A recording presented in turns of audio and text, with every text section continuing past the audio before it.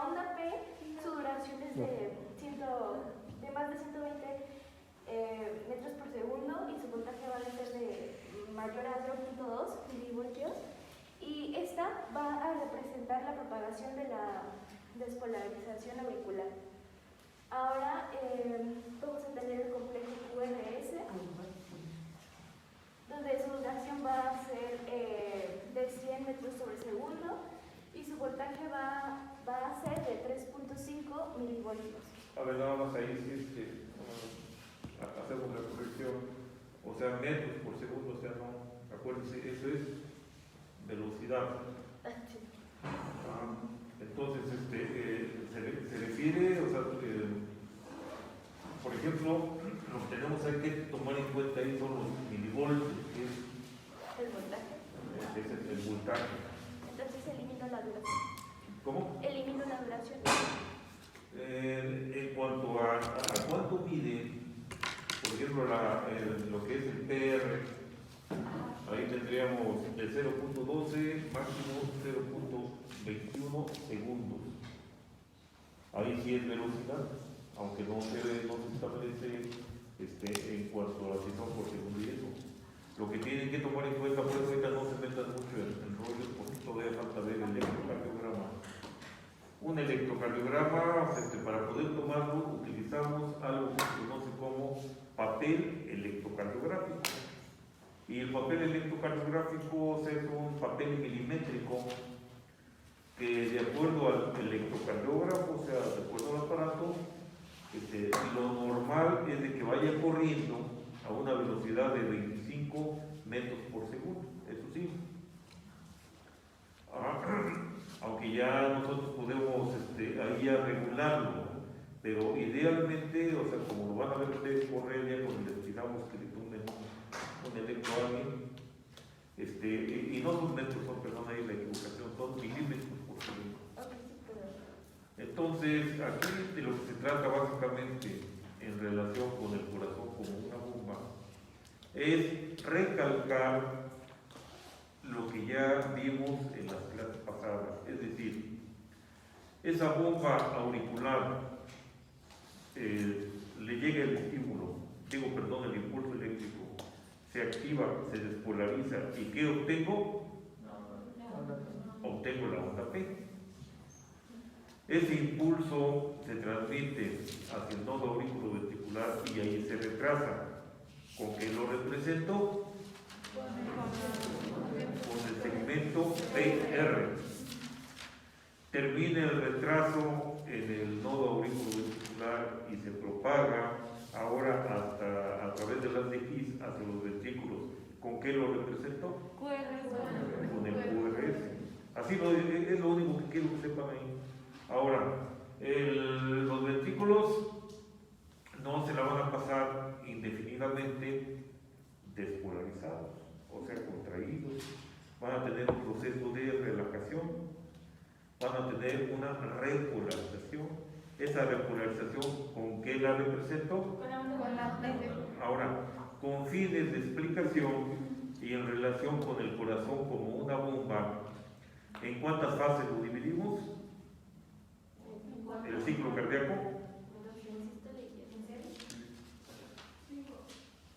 Tenemos dos fases. Tenemos la sístole y tenemos la diástole. ¿Qué les dije? O sea, aurículas y ventrículos, los dos tienen sístole y los dos tienen diástole. Los dos presentan sístole, los dos presentan diástole. Pero con fines de explicación y lo que van a estar manejando durante el resto de su carrera y después ya como médicos, ¿en qué nos vamos a basar? ¿En sístole y diástole qué? En la sístole y la diástole ventriculares.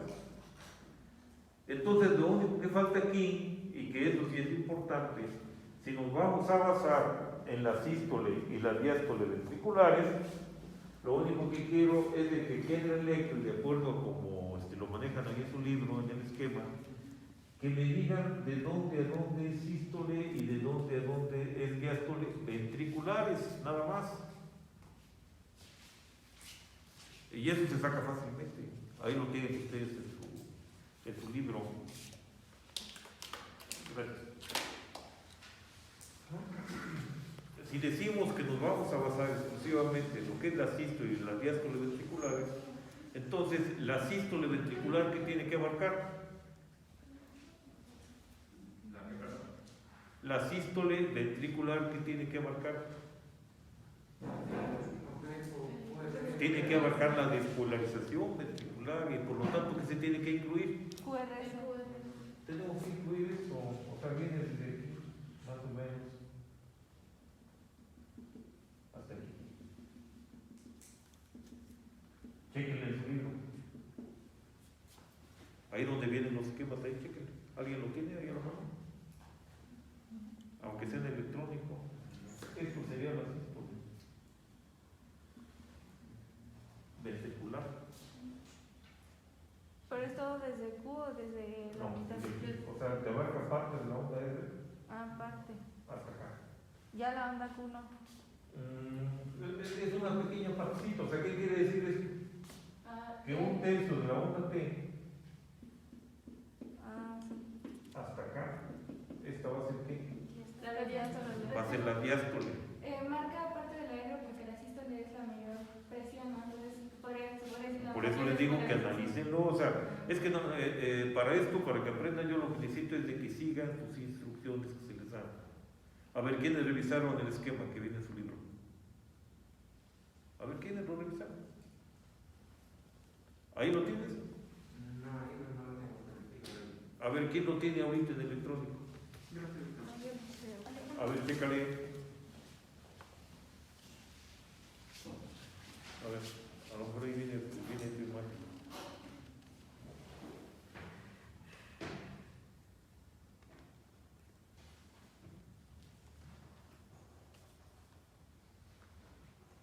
Ahora, ya cuando entremos al tema de electrocardiografía, ahí se me tiene que decir cuánto mide la onda P, cuánto mide el PR, cuánto mide el QRS, cuánto mide la onda T, cuánto debe de medir el eje eléctrico. ¿Sí me entienden? Porque si nos metemos ahorita con ese rollo, no le van a entender.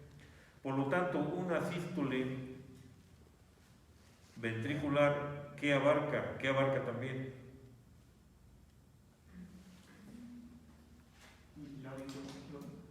Abarca, o sea, una sístole ventricular también está abarcando ahí una diástole auricular y viceversa. A ver, no sé si ya lo hayan encontrado ahí. Aquí está, a ver. A ver, creo que es arriba, ¿no? Creo que es más no, sí, más abajo porque es del 5. A ver. Ahí está. A ver, díganme aquí, o sea, díganme ustedes de dónde a dónde se abarca. Aquí nos vamos a basar en esto. Esta es la onda P. Este es el complejo QRS, o sea, tenemos onda P, complejo QRS, y esto es esto, de dónde a dónde se abarca.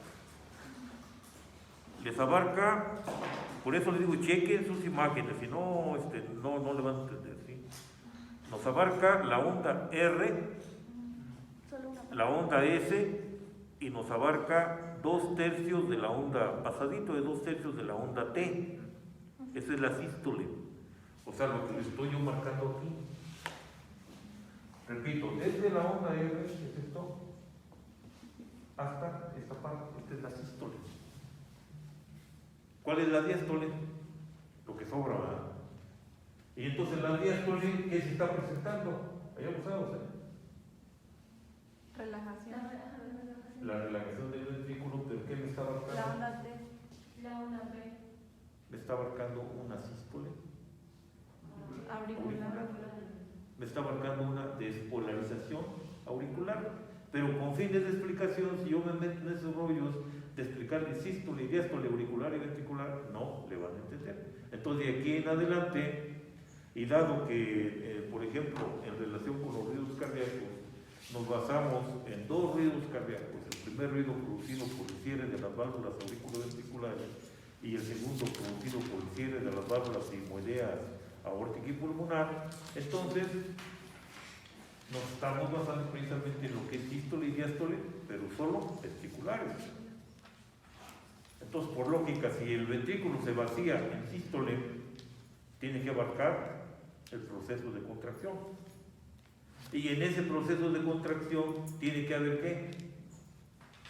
Por eso les digo, durante esa sístole, que es la primera fase, si bien es cierto que es producido por el cierre de las válvulas auriculoventriculares, también es cierto que en ese momento los ventrículos están contraídos, o sea, se contraen. Y también es cierto que en ese momento se produce una apertura de las válvulas sigmoideas aórtica y pulmonar. Si bien es cierto que la diástole, o sea, el segundo ruido, es producido por el cierre de las válvulas sigmoideas aórtica y pulmonar para que la sangre no tenga un reflujo, también es cierto que en ese momento los ventrículos están relajados. También es cierto que en ese momento las válvulas auriculoventriculares están abiertas para que la sangre pase, y también es cierto que en ese momento las aurículas están en una sístole auricular. Eso es lo que tienen que entender, ¿no? No sé si les haya quedado claro. Porque ahorita se meten en el rollo de cuánto mide la onda P, o sea, todavía no es el momento en que vean ustedes eso, ¿sí? En un electrocardiograma se estudian, como ya mencionó la compañera, ondas, segmentos y complejos. Tenemos onda P, tenemos onda T, tenemos segmento PR, tenemos segmento ST, que sería este, tenemos segmento QT, que es este, y se basa tanto en la velocidad como en la amplitud, o sea, en el voltaje, pero eso lo van a ver ya cuando vean electro, ¿de acuerdo? Y para que se llegue ese momento de que lo entiendan, pues tenemos que ver todo en la electrocardiografía. Hagan de cuenta, se explica todo y después, ahora sí, ya entiendo dónde está el corazón, ya entiendo cómo funciona el corazón. Ahora, lo que es bien importante es de que sepamos que el registro gráfico del trabajo eléctrico del corazón lo vamos a obtener representado en un electrocardiograma de superficie de 12 derivaciones. ¿Por qué de superficie? Porque los electrodos se colocan en la superficie de la piel. ¿Por qué de 12 derivaciones? A ver, ahorita les pregunto, ¿por qué de 12 derivaciones? ¿Cuál es la razón? Porque hay dos espacios intercrustales. No, ¿por qué 12 derivaciones? Bueno, no sé exactamente por qué 12, pero se supone que las derivaciones van a depender de la posición del electrodo para el color. De donde coloque los electrodos. Pero a ver, yo les pregunto ahorita, es pregunta para todo el grupo, ¿cuáles son esas 12 derivaciones? Díganme cuáles son las derivaciones unipolares, cuáles son las derivaciones bipolares, cuáles son las derivaciones precordiales. Díganme dónde se localiza, dónde se coloca el electrodo ABR, dónde se localiza, dónde se coloca el ABN, dónde el ABF, dónde B1, B2, B3, B4, B5. Pues no, ¿verdad? Todo eso es lo que se va a ver cuando se da la electrocardiografía. Díganme cuál es el triángulo de Itoven, para qué me sirve el triángulo de Itoven. Todo eso es lo que van a ver, lo que van a tener que explicar a los compañeros que les haya tocado ese tema. Así es de que entonces, bueno, pues esto es lo que les faltaba aquí a los compañeros. Con esto lo concluimos para que no se vayan a confundir. ¿Y a quién le toca hemodinámica? A mí todavía me falta pedacito. A ver, ¿qué pedacito te falta? Regulación del bombeo cardíaco. Regulación del bombeo cardíaco. Bueno, a ver, Rápido. así de manera precisa, concisa y maciza, dinos cómo se regula el bombeo cardíaco. Así estoy. Pues primero, pues, hablando de la regulación del bombeo cardíaco, vamos a hablar de que en general una persona estando en reposo va a tener aproximadamente un bombeo de 4 a 7 litros, 4 a 6 litros de sangre. Y entonces, si esta persona está en reposo y comienza a hacer ejercicio, alto ejercicio físico, este aumento del bombeo va a ser de 4 hasta 7 veces más. Entonces, si la persona, por ejemplo, estaba en reposo y su corazón bombea 5 litros, cuando esté haciendo ejercicio puede llegar hasta bombear 35 litros de sangre porque lo necesitan sus músculos.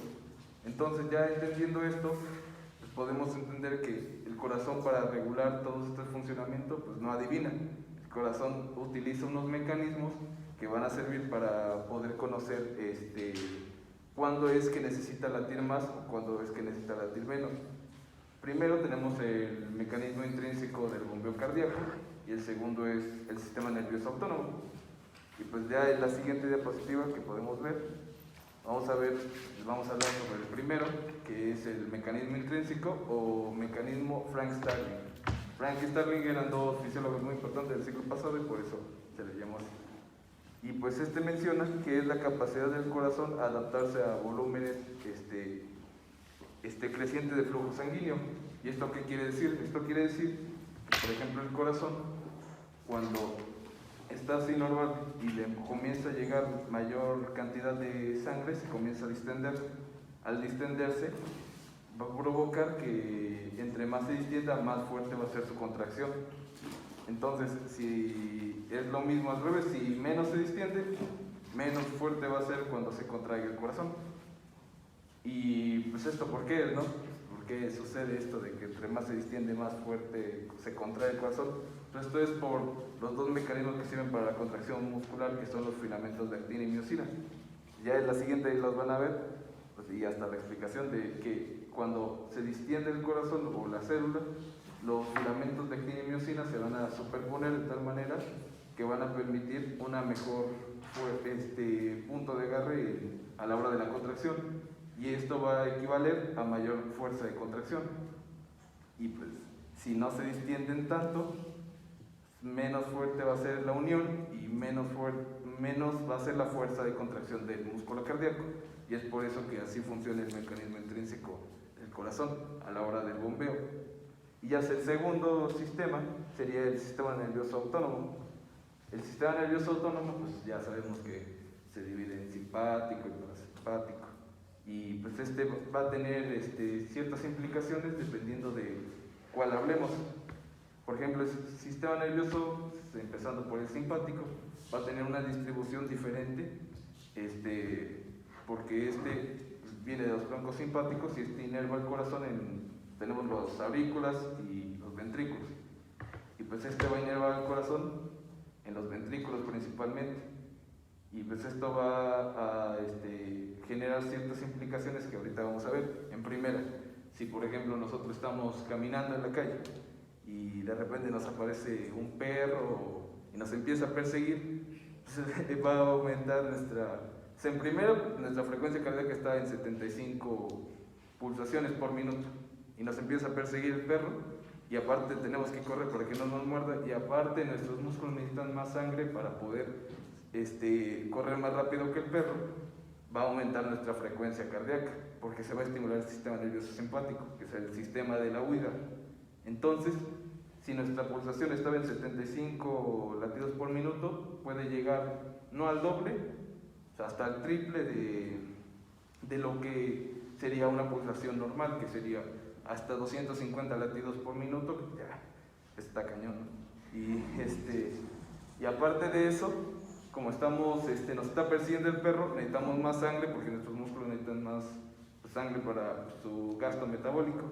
Entonces va a haber un mayor bombeo de volumen sanguíneo, y aparte de eso, como hay mayor bombeo de volumen sanguíneo, se distiende el corazón, entonces hay mayor fuerza de contracción, lo que equivale a mayor presión en el corazón. Entonces esos serían los tres puntos importantes de la estimulación simpática: el aumento de la frecuencia cardíaca, el aumento del bombeo del volumen sanguíneo y el aumento de la presión en la pared aórtica. Y ya luego de esto es curioso porque el sistema nervioso simpático, uno cuando ya se escapó del perro y se llega a su casa y se va a dormir un rato, uno diría que el sistema nervioso simpático se apaga, pero realmente no. El sistema nervioso simpático siempre está medio activo, mandando impulsos de baja frecuencia, porque si fueran de alta frecuencia estaríamos descansando y nos daría pues, algo. Entonces envía impulsos de baja frecuencia que hace que el bombeo cardíaco aumente en un 30% de lo que es normalmente, si no estuviera el sistema nervioso simpático funcionando. Y pues eso sería del simpático.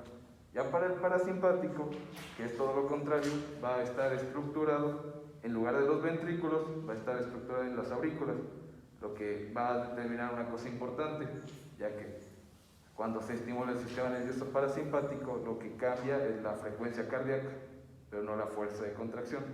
¿Por qué? Porque si disminuyera la fuerza de contracción, llegaría a un punto donde pararía el corazón, porque está demasiado estimulado el sistema nervioso parasimpático. Pero por su distribución en las aurículas solamente afecta a la frecuencia cardíaca. Entonces puede disminuir la frecuencia cardíaca en lugar de la fuerza de contracción.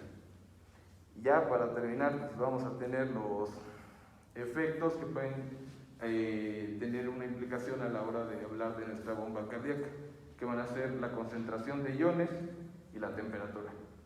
Ya primero vamos a hablar sobre la concentración de iones.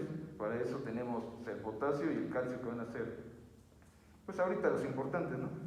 Y ya pues hablando del potasio, el potasio extracelular va a ser de 4 miliequivalentes por litro, intracelular de 140 miliequivalentes por litro.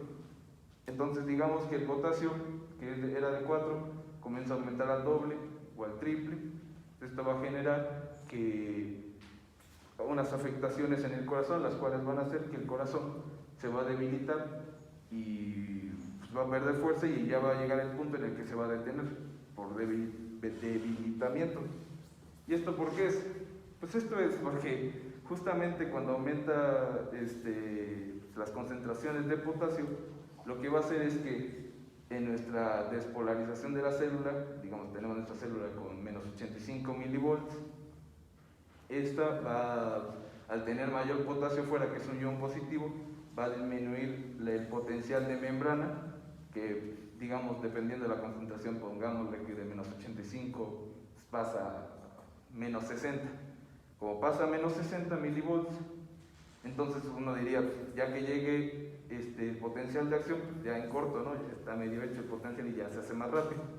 Y no, lo que pasa es que llega el potencial de acción, y como se disminuyó el potencial de membrana, va a llegar el potencial de acción con menos fuerza. Entonces, en lugar de que el corazón haga así con fuerza, lo va a hacer con menos y menos, y entre más se concentre el potasio, menos fuerte va a ser, hasta el punto donde se detiene. Y eso sería cuando hablamos sobre las concentraciones de potasio. Ya cuando hablamos sobre las siguientes, que son las últimas, las concentraciones de calcio, cuando es todo lo contrario al potasio, cuando tenemos una concentración de calcio mayor a la normal, puede generar mayor contracción, porque es un ion de la contracción muscular. Entonces, si hay mayor contracción muscular, va a causar, uno diría, pues es más fuerte el corazón, no se contrae más, pero no, porque llega un punto en el que genera algo que aquí se lo menciona como contracción espástica del corazón. ¿Y esto qué es? O sea, ya en términos generales es cuando uno, por ejemplo, está caminando y de repente le da un calambre en la pierna, pues la pierna se contrae demasiado, y ya empieza a bajarte el calambre, pero cuando te quieres mover, como que la pierna no responde bien porque sigue medio contraída. Eso es lo que pasa con el corazón está tan contraído que ya no se puede relajar. Entonces también sufre serias afectaciones a la hora de realizar el ciclo cardíaco. Y pues su déficit sí va a generar lo mismo que el potasio, va a debilitar el corazón, pero ya en este caso sería porque falta el ion para la contracción correcta del músculo cardíaco. Y ya el último, que sería el efecto de la temperatura en la función cardíaca, va a ser de que, por ejemplo, nosotros estamos en un lugar, en el sol, un sol así infernal, por 6 horas, va a aumentar nuestra temperatura, que aproximadamente de 36 a 37 grados es, va a aumentar a 38, 39, o en una infección puede aumentar, y pues esto va a generar que nuestro corazón tenga más pulsaciones por minuto.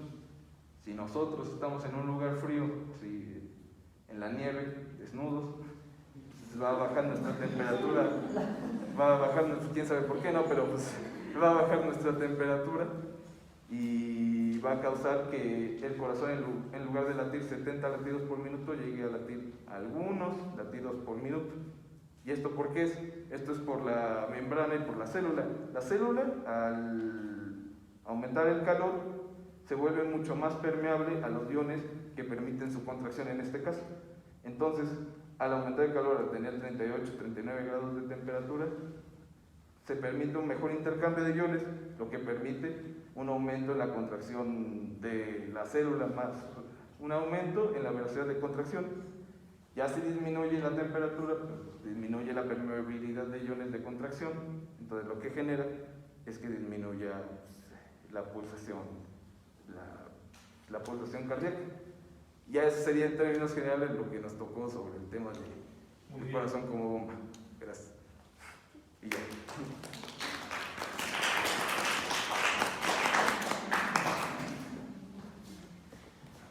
De ir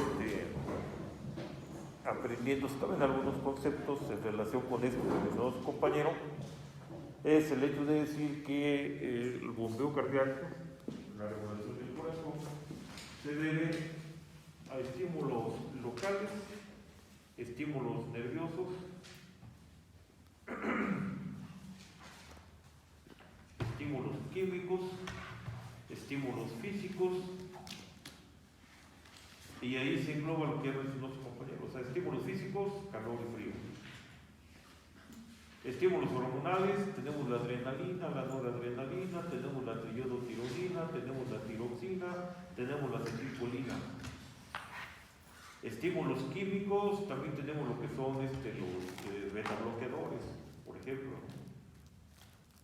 Y dentro de lo que son los estímulos nerviosos, recuerden que el hipotálamo influye, eso lo vieron cuando hablamos del sistema nervioso del primer semestre, influye también desde lo que es de cierta manera la hipófisis en la regulación hormonal, y también interviene en este caso que es considero que es uno de los más importantes, el centro vasomotor, o sea, de los más importantes en relación con los nerviosos. Intervienen los vasoreceptores también, y desde el punto de vista de lo que ya mencionó su compañero, de los sistemas que están más estudiados, ¿no? El sistema nervioso simpático, que produce aumento de la frecuencia cardíaca y fuerza de la contracción, y el parasimpático, que produce disminución. De esa manera lo pueden ustedes integrar, lo pueden englobar. Y bueno, pues ahora sí continuamos con la otra parte, o sea, con el otro tema. ¿A quién le correspondió? A ustedes. Adelante. Les cedo espacio.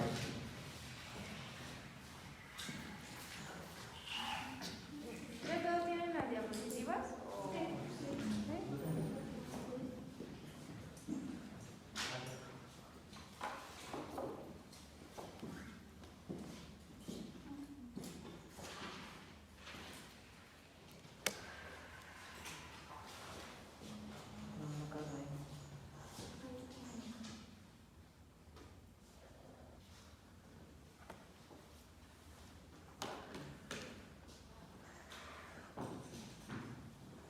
¿Ya están en la presentación? Bueno, pues somos el equipo 2, somos Leslie y Jorge, y vamos a hablar de la hemodinamia y el flujo linfático. La siguiente diapositiva. Bueno, primero, pues para empezar hay que definir lo que viene siendo la hemodinamia, que va a ser el estudio de la dinámica de la sangre en el interior de las estructuras sanguíneas, como las arterias, las venas, los capilares, venulas, todas las estructuras. Y pues en su primera diapositiva pues vamos a tener que regresarnos un poquito a lo que viene siendo anatomía y un poco de histología, para luego poder comprender lo que sucede dentro de los vasos. Y pues en su primera diapositiva viene lo que es el endotelio, que va a estar formado por células endoteliales. Va a estar entre la sangre circulante y los vasos sanguíneos, como les puse en la imagen de hasta su derecha. Y pues estas células endoteliales van a responder a cambios de flujo, de estiramiento, a sustancias circulantes. También va a poder secretar sustancias vasoconstrictoras, vasodilatadoras, anticoagulantes, coagulantes y antiadhesivas. La siguiente. La otra parte que vamos a estar ocupando bastante es lo que va a ser lo que viene siendo el músculo liso vascular. Este va a ser muy importante porque es aquí donde se lleva a cabo la contracción y la relajación de los vasos. También va a regular la presión sanguínea, la hipertensión y además va a dar lo que es el tono vascular a todos los vasos sanguíneos. Y pues vamos a comenzar a dar un resumen breve de cada estructura. Bueno, ahora vamos a hablar de las arterias y arteriolas, que pues ya las hemos estado viendo, pero vamos a mencionar como lo que es esencial para que entendamos lo que prosigue.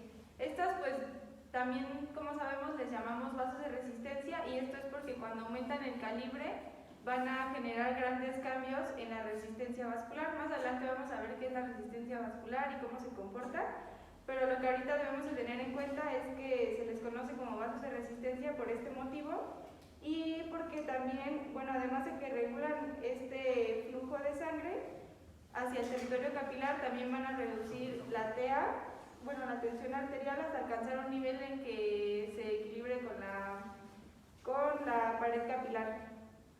Ahora pasamos a la siguiente diapositiva, donde vamos a tener a los capilares, que como ya todos sabemos son los vasos sanguíneos más pequeños. Podemos ahí ver que se mencionan los diámetros tanto en el extremo arterial como en el extremo venoso, y por ende tenemos que el extremo venoso es más grande en diámetro que el extremo arterial. Sabemos que se clasifican en tres, que son los continuos, los fenestrados y los sinusoides. Los continuos pues son los más comunes que encontramos en el músculo, pulmón, en el encéfalo, tejido conectivo, y bueno, en el cerebro también permiten el paso de moléculas pequeñas hasta 10 nanómetros de diámetro. Y los fenestrados, pues como su nombre lo dice y como ya lo sabemos, tienen pequeñas fenestraciones o poros. Estos poros van a tener una medida de 20 a 100 nanómetros, por lo que permiten el paso de moléculas más grandes. Pero bueno, en cuanto a los capilares, sabemos que su composición está dada por pericitos y por una capa de células endoteliales. Los pericitos tienen una peculiaridad y se las voy a mencionar, y es que, bueno, no solo se encuentran en los capilares, sino también en las vénulas postcapilares. ¿Y qué van a contener estos pericitos? Pues van a tener componentes contráctiles, y esto lo que va a hacer es que van a liberar agentes vasoactivos, por lo que van a influir sobre el flujo sanguíneo. Y en esta imagen que vemos aquí en la derecha, podemos identificarlos en color verde, y estos tienen largas prolongaciones que van a envolver al vaso, como se ve en la imagen, y a través de esas uniones con las células endoteliales, porque si se dan cuenta como que las envuelve, van a tener una importancia igual en los procesos de inflamación. Entonces, bueno, esa es la estructura de los capilares.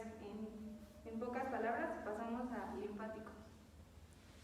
Bueno, igual ya vimos un poquito de linfáticos en histo y en anatomía. Es en la siguiente diapositiva. La función pues va a ser recolectar el plasma de los constituyentes que salieron de los capilares en el espacio intersticial. Esa va a ser su función principal. Y la diferencia estructural con los capilares pues va a ser que no hay fenestraciones, que va a ser importante, visibles en el endotelial linfático, y va a haber poca o nula lámina basal. Las uniones entre estas células endoteliales pues van a estar abiertas, y eso va a permitir el paso de las sustancias hacia los vasos linfáticos. Eso es lo más importante hasta ahorita, porque solo estamos viendo la parte de estructural. Y en la siguiente vamos a tener las anastomosis arteriovenosas, que pues como recordarán, es la conexión entre las vénulas y las arteriolas sin pasar por los capilares. Los vamos a encontrar en las palmas de las manos, en los dedos y en los lóbulos de las orejas. Y lo importante aquí es que van a tener paredes musculares gruesas y una inervación abundante.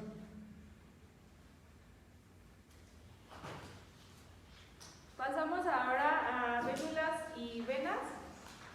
De aquí lo que más resalta es que van a haber unas válvulas venosas.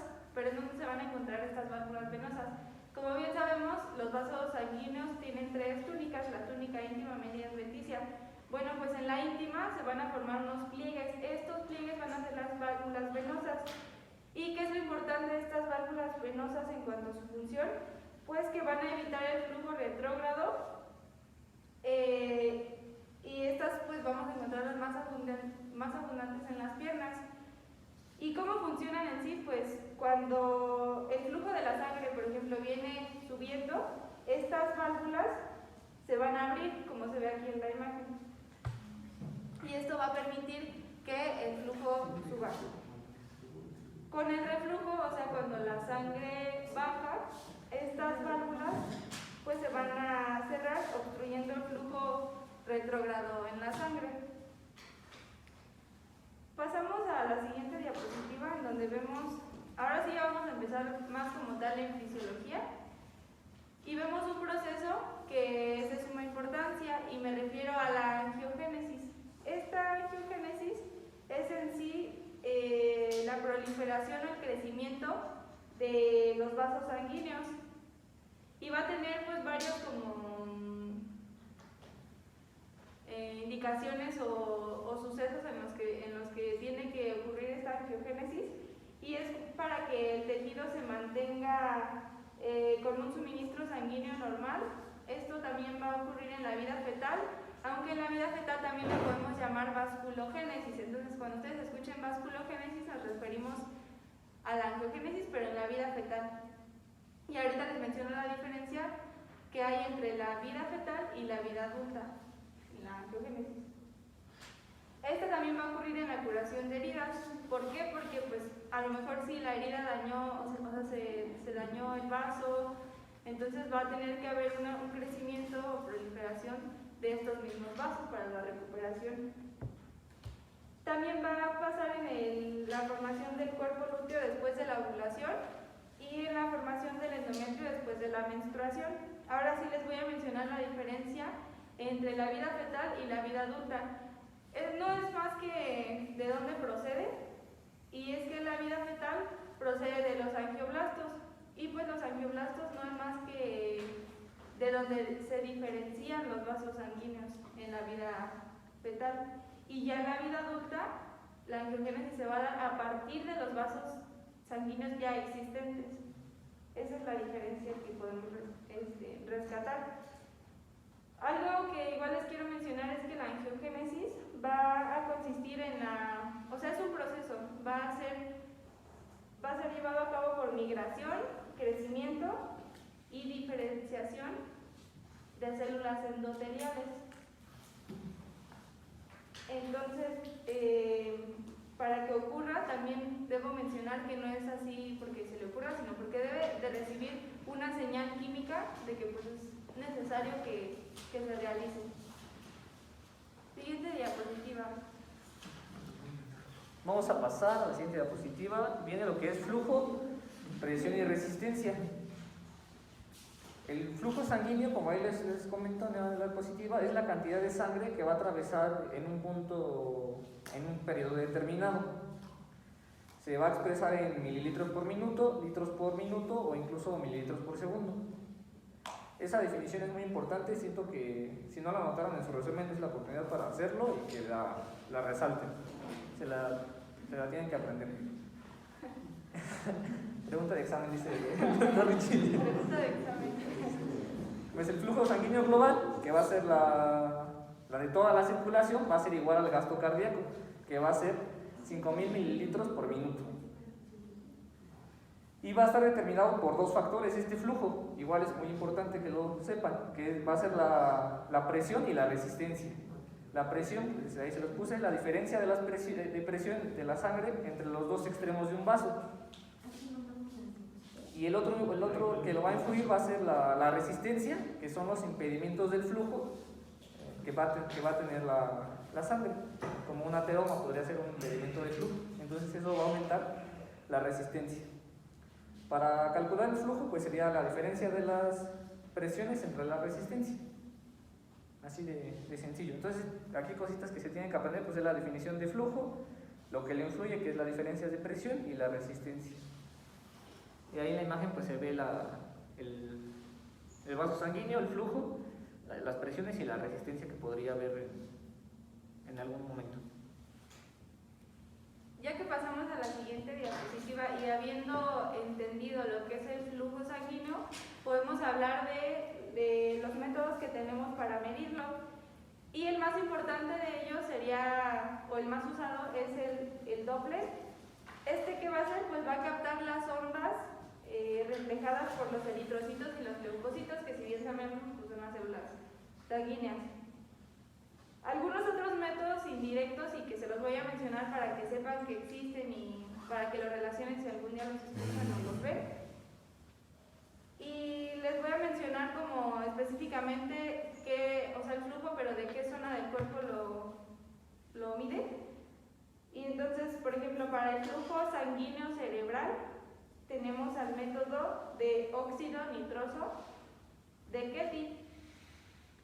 Para medir el flujo renal, sanguíneo obviamente, se usa el método de la eliminación del ácido para aminohipúrico. ¿Cuál? Método de la eliminación del ácido para aminohipúrico. A ver, déjate lo escribo.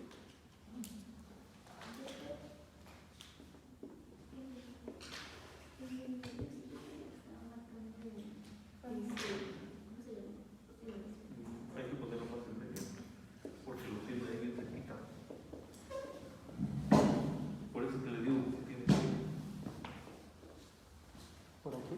Método de eliminación del ácido para aminohipúrico. Se usa para medir el flujo sanguíneo renal.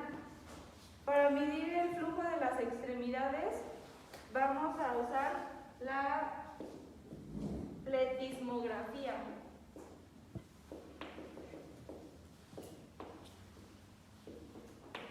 Para medir el flujo en general se usan las técnicas de FIC. Y bueno, eso solo es como para que lo tengan presente. Pasamos a la siguiente, bueno, si ya terminaron de anotar, pasamos a la siguiente diapositiva. Vamos a tener, siguiendo con lo del flujo, vamos a tener dos tipos de flujo, que es el laminar y el turbulento. El laminar pues va a ser de forma lineal o de forma aerodinámica, así como se ve en la imagen que tienen a su derecha. Pues se ve cómo va en lineal. Y aquí vamos a tener algo que se llama perfil de velocidad parabólica durante el flujo laminar. ¿En qué consiste? Consiste en que las moléculas de líquido que tocan la pared, las más cercanas, se van a mover más lentamente, creando la onda que se ve en la imagen que tienen ahí.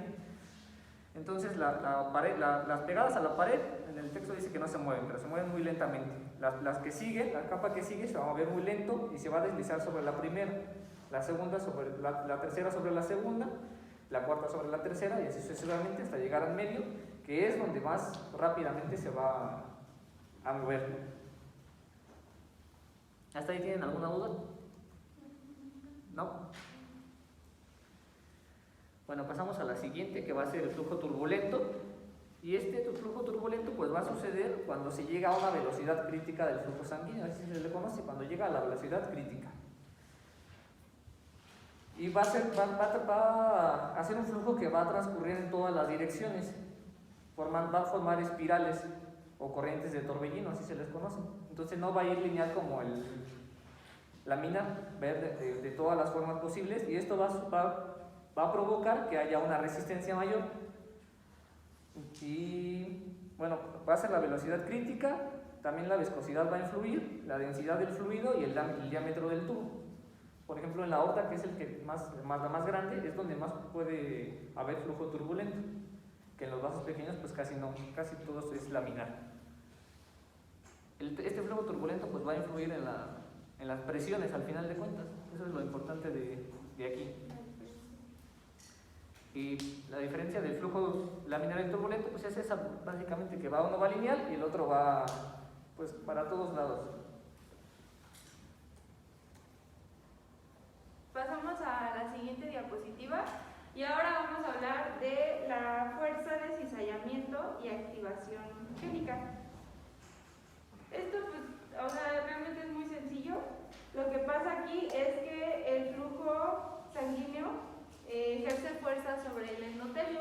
¿Y qué va a pasar aquí? Que al ejercer la fuerza sobre el endotelio, entonces ocurre un estrés vascular y por ende pues vamos a tener que este estrés y eso que está ocurriendo ahí va a generar cambios en la expresión de genes de las células endoteliales, y estas células endoteliales a su vez van a tratar de secretar factores de crecimiento, integrinas y moléculas relacionadas. Y bueno, ¿qué pasa aquí con las integrinas? Las integrinas lo que van a hacer es que pues van a recibir señales de otras células, y entonces esto va a beneficiar pues por ejemplo la angiogénesis, y a su vez pues va a modificar y controlar la actividad de ciertos genes. Siguiente.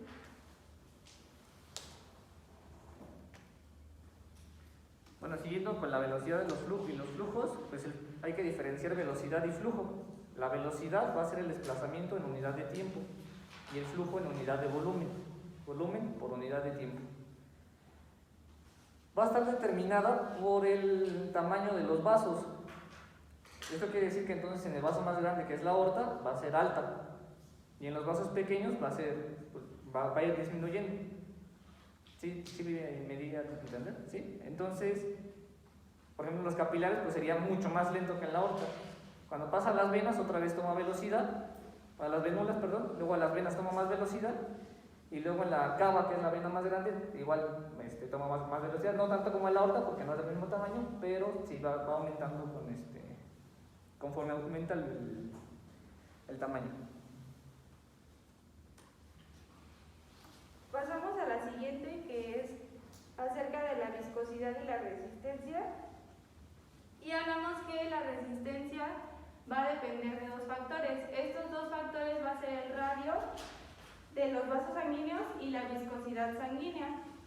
Algo que quiero mencionarles de la viscosidad sanguínea es que depende más que nada de los eritrocitos, que es del porcentaje de eritrocitos que haya presentes, que esto pues es básicamente el hematocrito, y a su vez pues estos cambios en la viscosidad van a ser más notables en los vasos que tengan grande calibre. Por eso les digo que influye el diámetro de los vasos sanguíneos.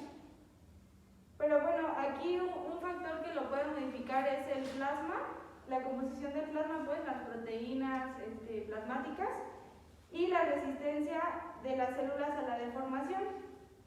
Entonces, entre más resistencia haya de flujo, va a haber más trabajo que realice el corazón. ¿Por qué? Porque entre más resistencia, o sea, todo aumenta, más resistencia, más viscosidad y más trabajo en el corazón. Y entre menos resistencia al flujo haya, pues menos viscosidad, y por lo tanto pues el flujo va a correr más rápido. O sea, es como, por ejemplo, en la anemia, en este último ejemplo que les muestro, como hay menor viscosidad en la sangre, pues el flujo va a correr más rápido y va a haber menor resistencia vascular. Siguiente diapositiva. Vamos a tener una presión crítica de cierre. Ay, caramba, creo que esa diapositiva está mal. Sí. Bueno, se puso mal esa diapositiva, luego se las corregimos y se las volvemos a pasar.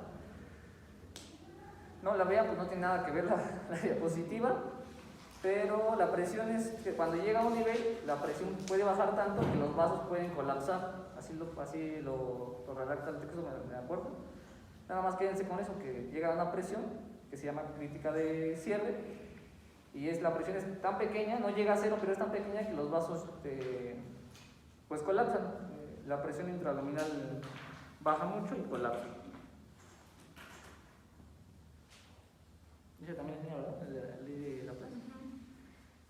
Bueno, tenemos aquí una ley de Laplace, no sé cómo se pronuncia, que dice que entre más pequeño sea el radio de un vaso sanguíneo, se va a necesitar menos tensión por fuera de este para equilibrar la presión que hay dentro del mismo. Y se va a tomar en cuenta para que esto suceda la tensión de la pared de un vaso o de un cilindro, como dice ahí, el radio del vaso, el grosor de la pared y la presión transmural, que es la diferencia entre la presión dentro de la cavidad del vaso menos la que está fuera de este compartimento.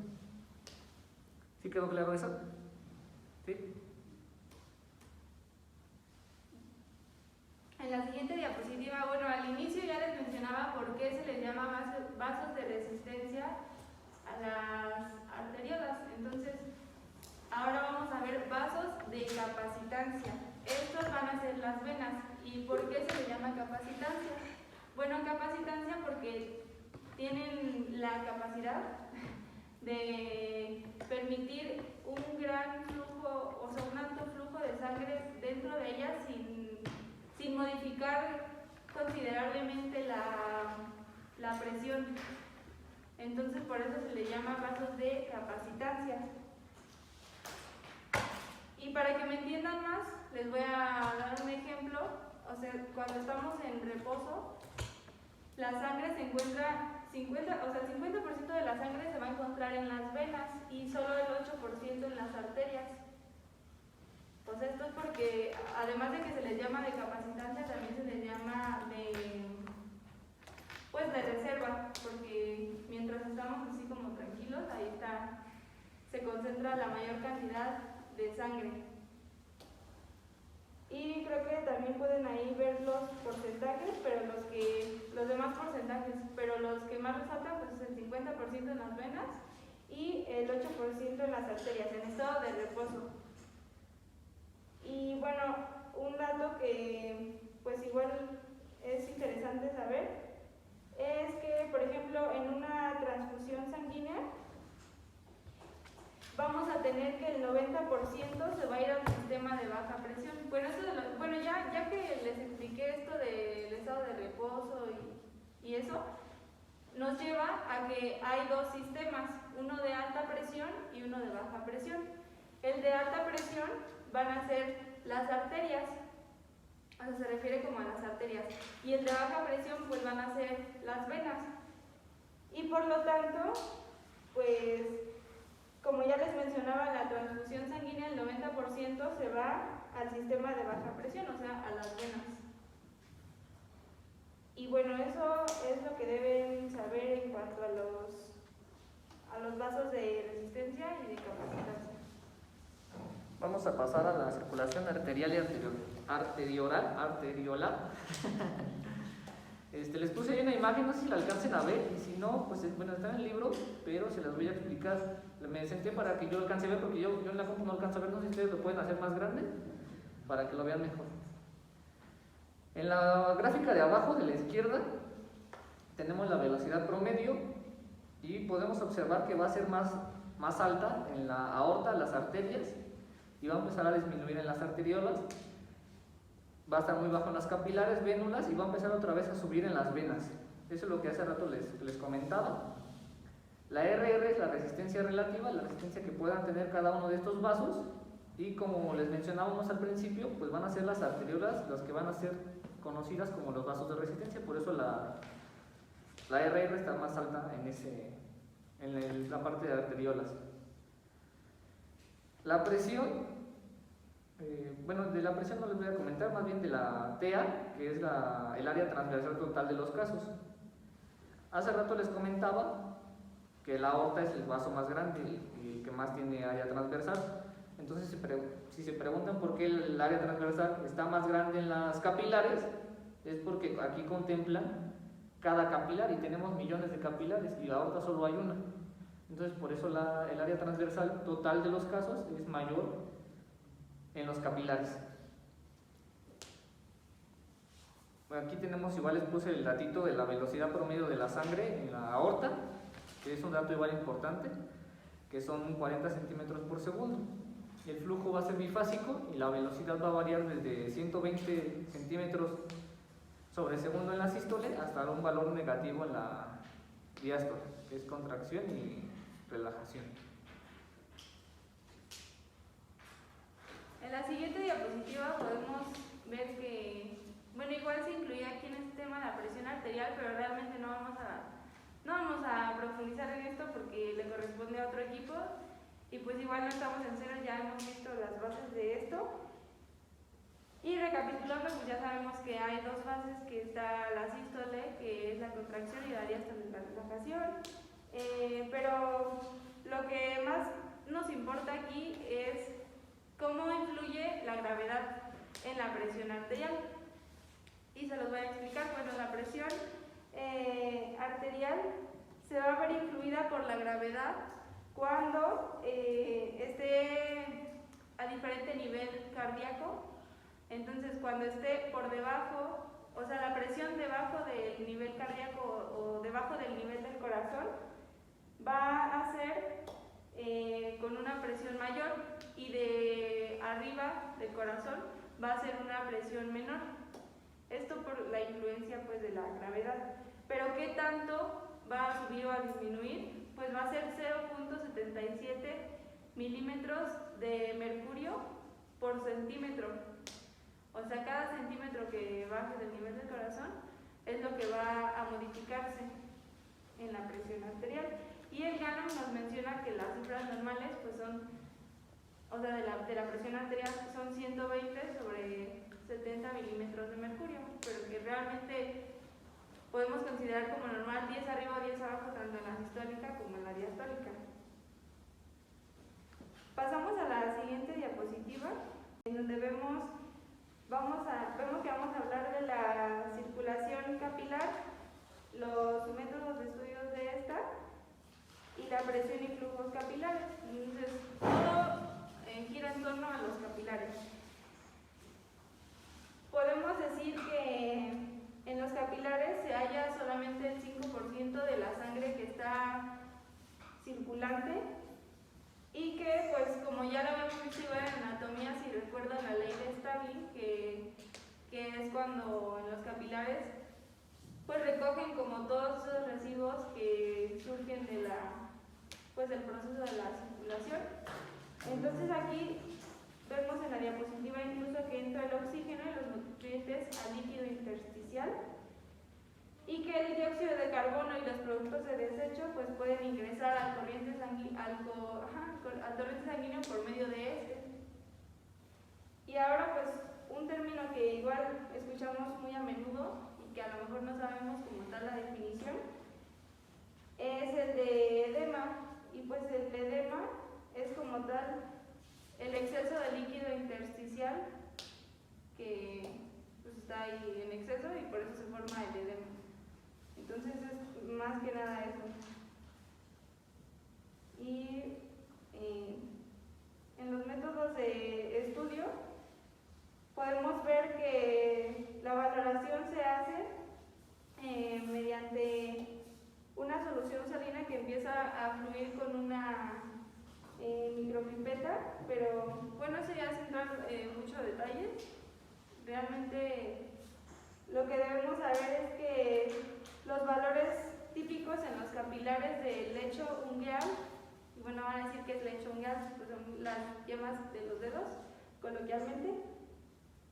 Esta presión normal es de 32 milímetros de mercurio en el extremo arteriolar y de 15 milímetros de mercurio en el venoso. ¿Cómo le?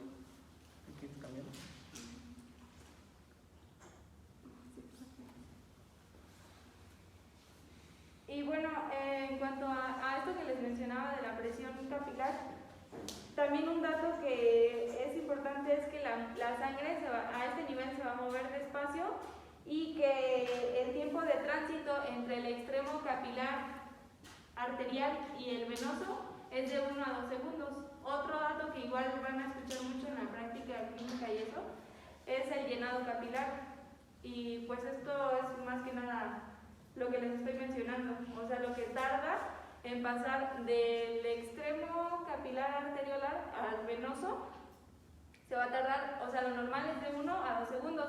¿Y cómo se toman? Pues, o sea, si ustedes, por ejemplo, hacen así y, o sea, en lo que se regresa al color original, o sea, porque si presionan se va a hacer blanco, ¿no? Pero en lo que se regresa, ese es el llenado capilar y así lo podemos medir.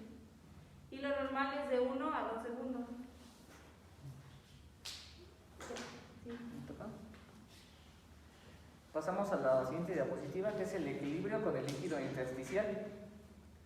Hace rato les mencionó las fuerzas de Starling. No sé si se acuerdan bien de este término, o más o menos. Yo la verdad no me acordaba bien, lo tuve que volver a estudiar para poder entender el tema. Se los voy a explicar, son 4 fuerzas. Va a ser la presión hidrostática y la presión osmótica, que van a ser hacia adentro o dentro del tubo y hacia afuera del tubo. La presión hidrostática pues va a ser del líquido.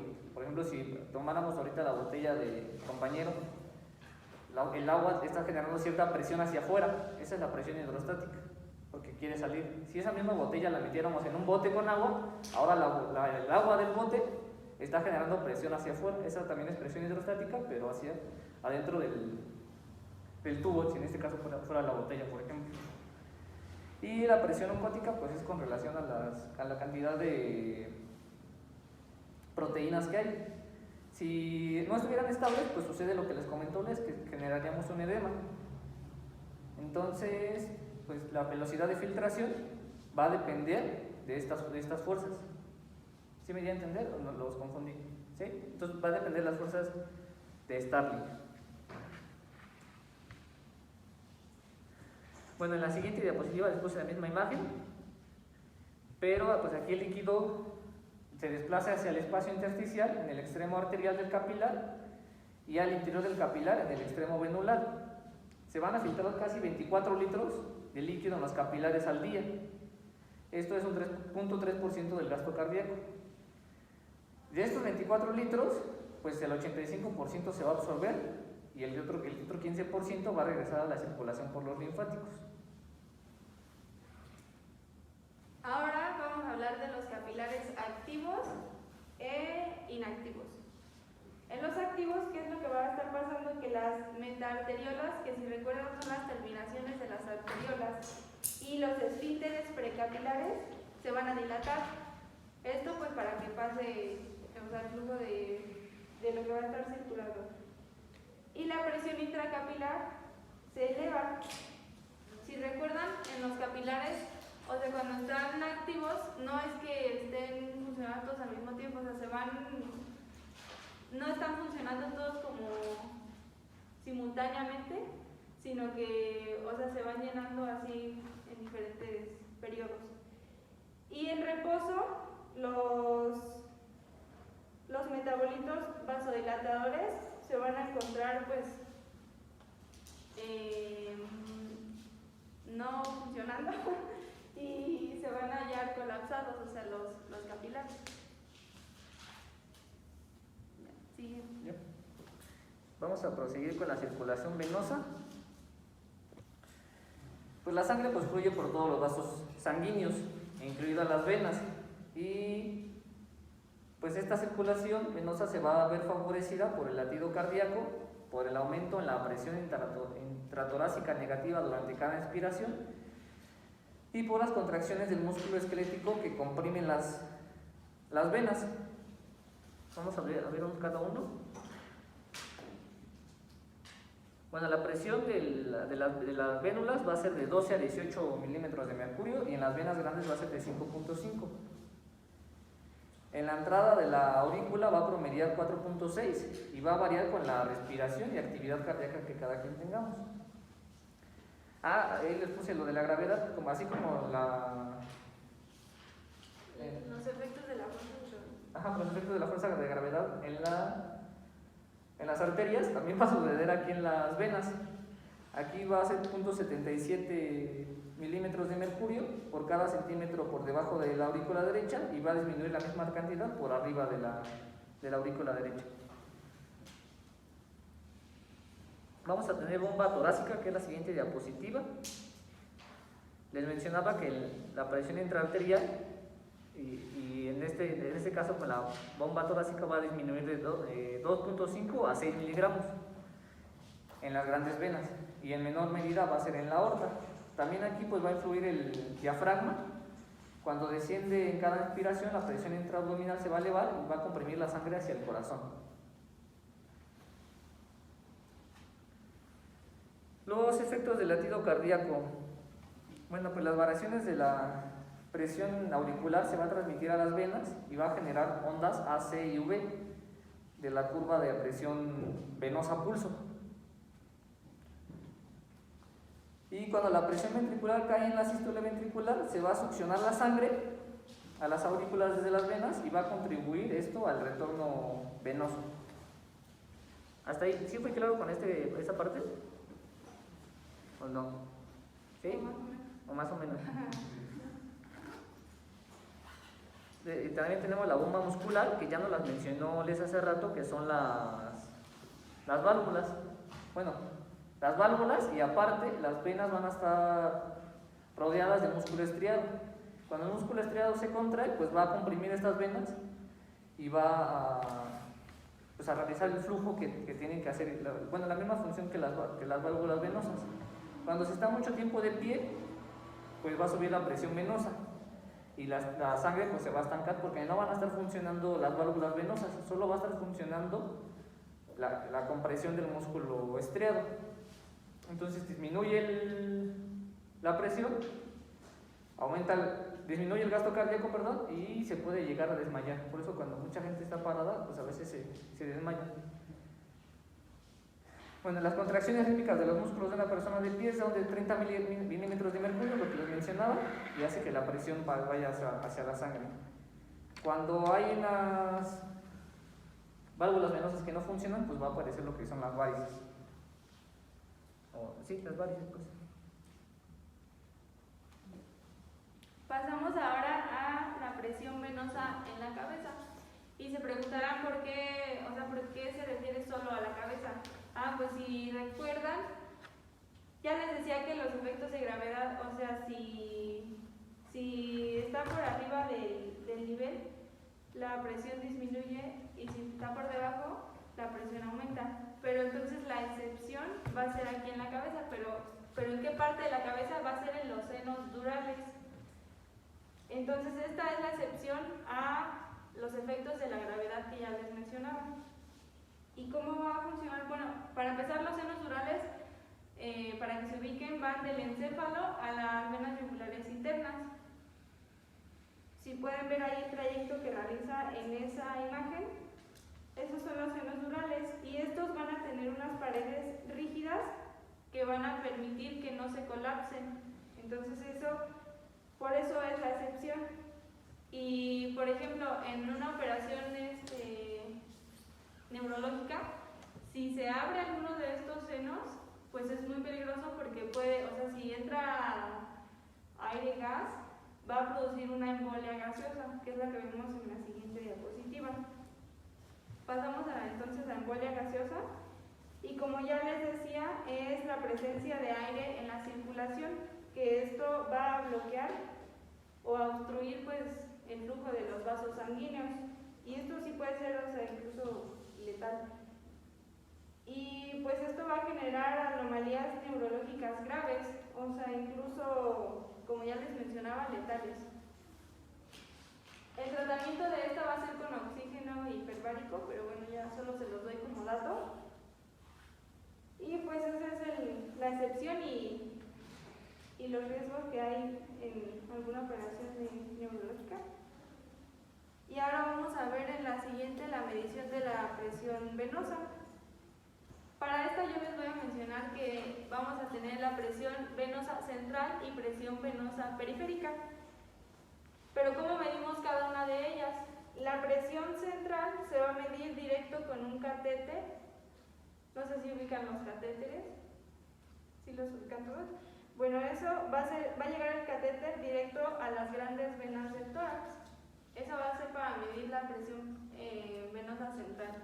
Y ahora para la periférica, vamos a introducir de igual manera un catéter en una vena del brazo.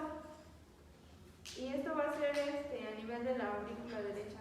Igual, o sea, por ejemplo, ya en práctica pues sí, en campos clínicos vamos a ver que instalan, por ejemplo, catéteres periféricos o centrales. Pues los periféricos ya sabemos que van en el brazo, en alguna de las venas que se encuentran ahí, o puede ser en las, o sea, o ya para medir la presión venosa central, pues son catéteres, como ya les mencionaba, en las grandes venas del tórax. Ya, siguiente. Vamos ya a pasar a la circulación linfática. Ya es el último temita. Yo sé que ya está pesado, estuvo larguito. Bueno, pues en estado normal la salida de líquido va a ser más grande que la entrada a los capilares, pero pues todo este líquido adicional va a regresar a la sangre, impidiendo que aumente la presión del líquido intersticial y el recambio de líquido ístico. Como dato, pues el flujo linfático van a ser de 2 a 4 litros en 24 horas. Y pues ¿cómo va a ser este proceso? Como pueden ver en su imagen de la izquierda, pues ahí están los vasos linfáticos que están en todo el cuerpo. Vamos a tener dos tipos de vasos. En la siguiente diapositiva se los pongo, que son los iniciales y los colectores. Los iniciales van a carecer de válvulas y de músculo liso en las paredes. Estos pues están en el intestino o en el músculo estriado, y el líquido ístico va a entrar en ellos por las uniones de las células endoteliales. Este líquido pues va a ser empujado por las contracciones musculares de los órganos de arteriolas y vénulas, y van a llegar a los vasos colectores. Aquí en los vasos colectores ya vamos a tener válvulas, ya vamos a tener músculo liso en las paredes, y por lo tanto vamos a tener contracción. Se va a contraer de manera peristáltica y va a impulsar la linfa por los vasos. Pues va a empujar toda la linfa, y como les mencioné al principio, pues va a llegar a los dos conductos donde pues va a llegar todo, que es el torácico y el derecho. Y el de la derecha, ¿cómo se llama el de la derecha? ¿Cómo se llama el de la derecha? Se me olvidó el nombre. A ver, ¿no se acuerdan cómo se llaman los dos conductos del...? ¿Y el otro? Torácico y derecho, ¿verdad? Torácico y derecho. No, estaba mal entonces. Bueno, ¿cuáles van a ser las funciones del sistema linfático? Pues drenar el exceso de líquido tisular y devolver a la sangre el exceso de agua y solutos. Los vasos linfáticos del intestino también transportan colesterol y ácidos grasos de cadena larga, y también van a transportar proteína, que retorna en un porcentaje de 25 a 50 de la plasmática circulante. Y pues su última función, que no estamos abordando tanto, porque es todo un tema del sistema linfático, va a ser el transporte a la sangre de las inmunoglobulinas. ¿Dudas? ¿No? ¿Seguros? Entonces, acuérdense de esto, que tenemos dos tipos de tubos, ¿sí? Los iniciales y los colectores, y lo que hace cada uno y cómo empuja el líquido. Ya por último, podemos ver aquí que hablamos del volumen de líquido intersticial, y de hecho ya se los mencionaba antes, que el edema va a ser la acumulación de líquido intersticial en cantidades excesivas a este nivel. ¿Y de qué va a depender esta cantidad? De todos estos factores que vemos numerados, pero pues ya si quieren ustedes toman el apunte de ellos. Es la presión capilar, la presión de líquido intersticial, de la oncótica, el coeficiente de filtración capilar, el número de capilares que están activos, el flujo linfático y el volumen de líquido extracelular. Y pues eso es todo de nuestra parte. Si tienen dudas, con confianza nos pueden preguntar. Y no sé si tengan preguntas o algo que decir o agregar. Bueno, está bien, pasen a sus lugares, por favor. Gracias.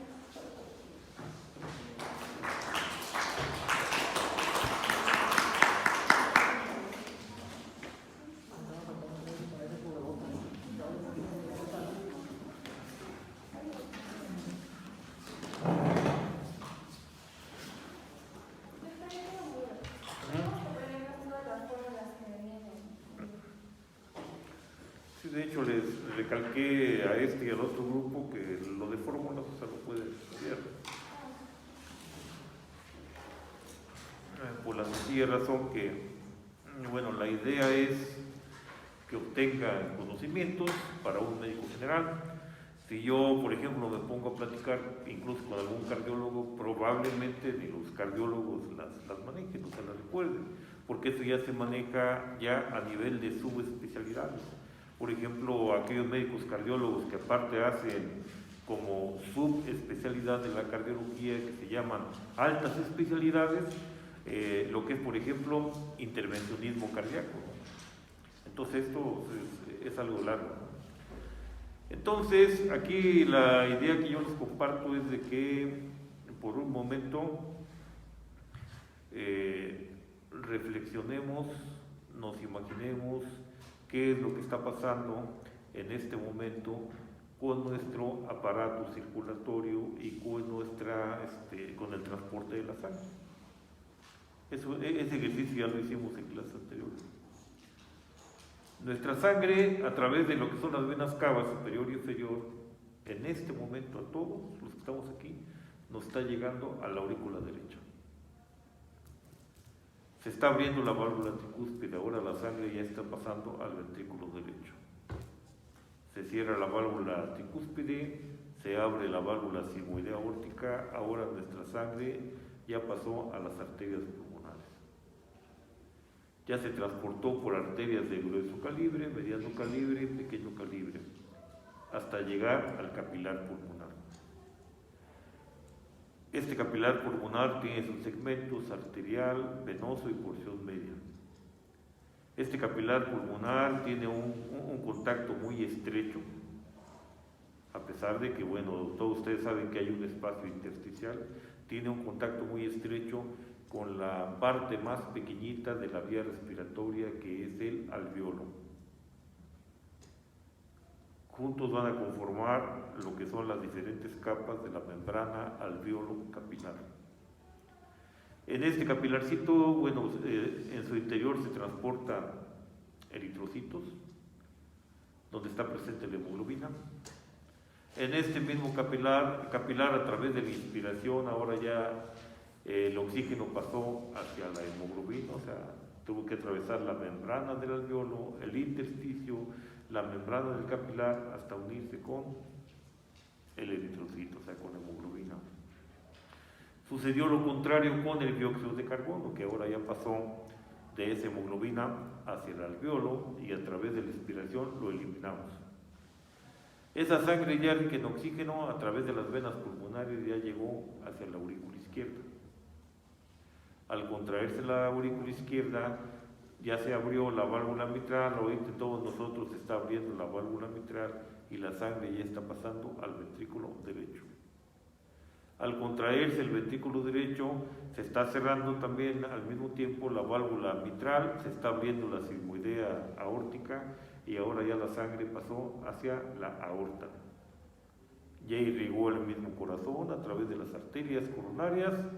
Ahora ya esa sangre pasó a arterias de grueso calibre, mediano calibre, pequeño calibre, hasta las arteriolas, donde se dio el mayor grado de resistencia, a los capilares, ya pasó por el segmento arterial, donde se llevó a cabo el proceso de perfusión de oxígeno y nutrientes hacia las células.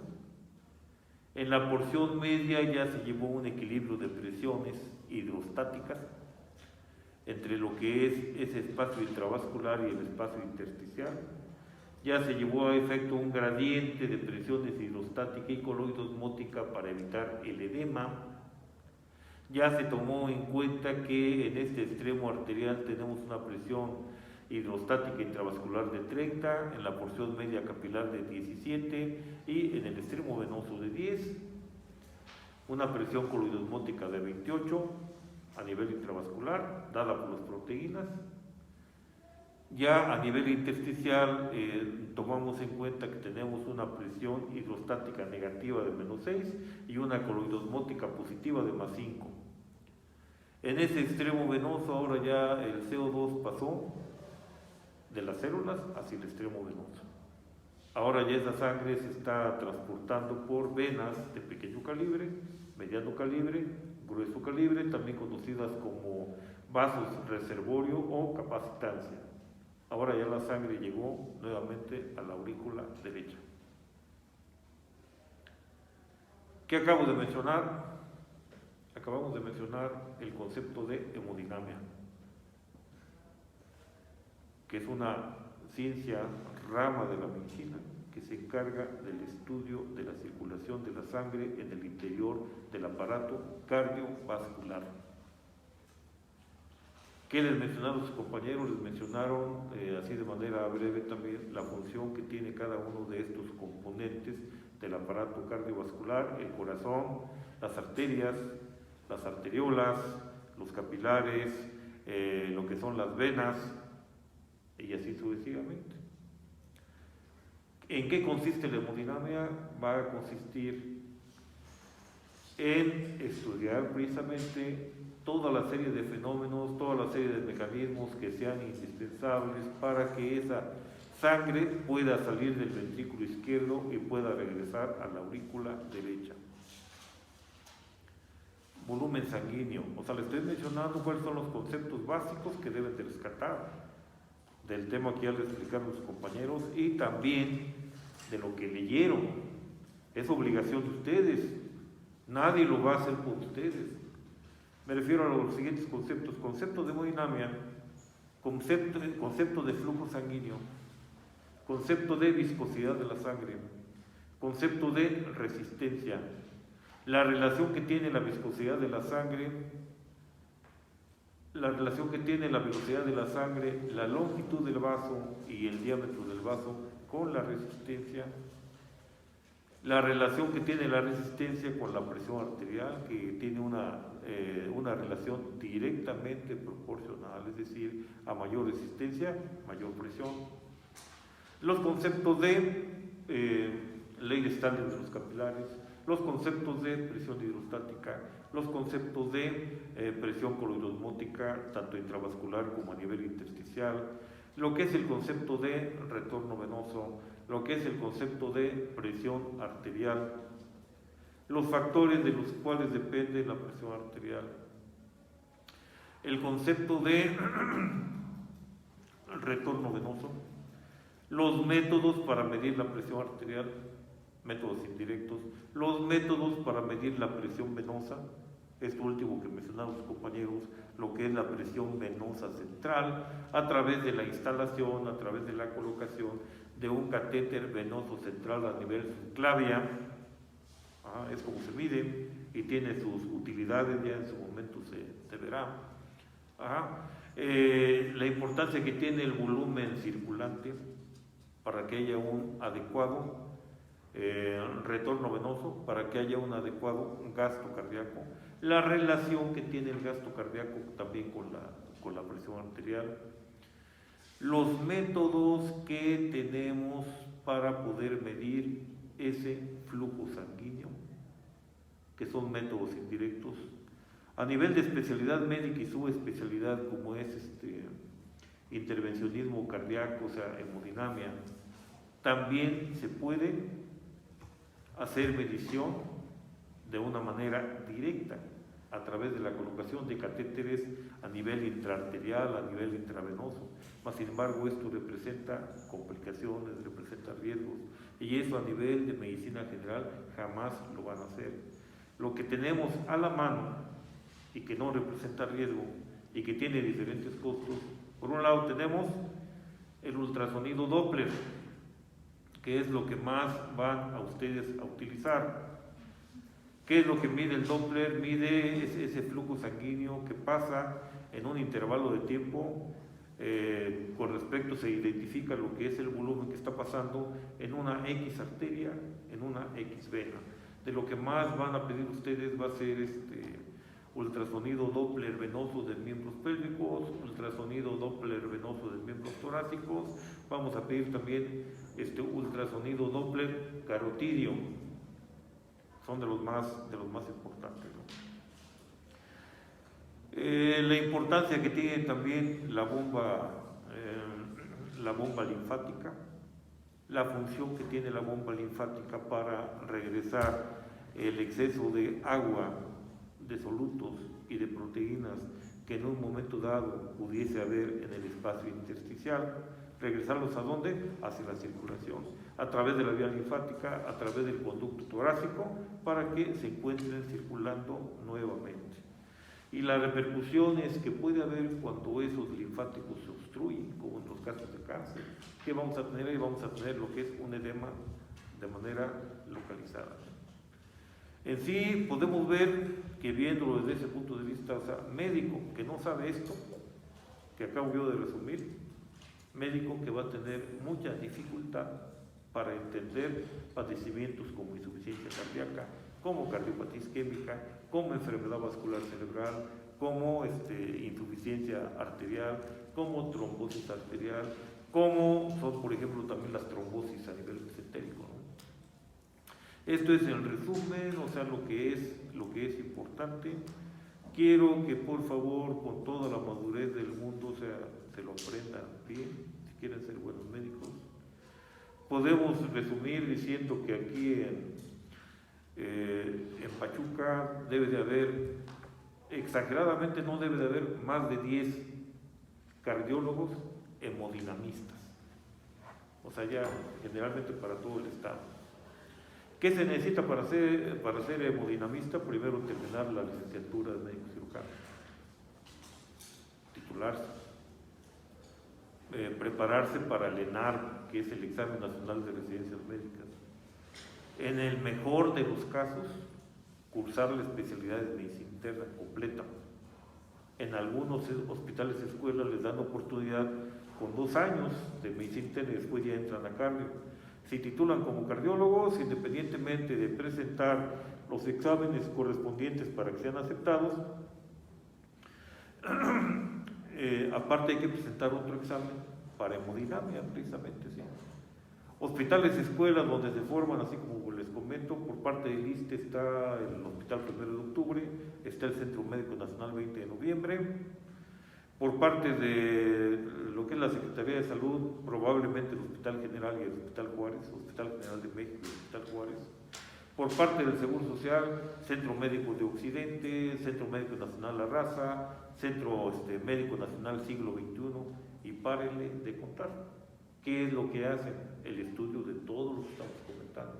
Si alguien se infarta a nivel miocárdico y tiene menos de 3 horas de evolución del cuadro y está cercano a un centro de estos, o sea, de tercer nivel, son pacientes que si tienen el recurso económico necesario o si son derechohabientes a alguna institución de este tipo, o sea, de tercer nivel, en menos de 3 horas llegan, ingresan, se llama código infarto, a lo que son las salas de hemodinamia, les hacen cateterismo cardíaco, entrando por lo que es la arteria radial o por vía femoral, llegan al sitio de la obstrucción a nivel coronario, hacen trombectomías, o sea, destruyen el coagulito del trombo, colocan a lo que se conoce como stent, que son pequeños globitos, catéter, se distiende, se abre,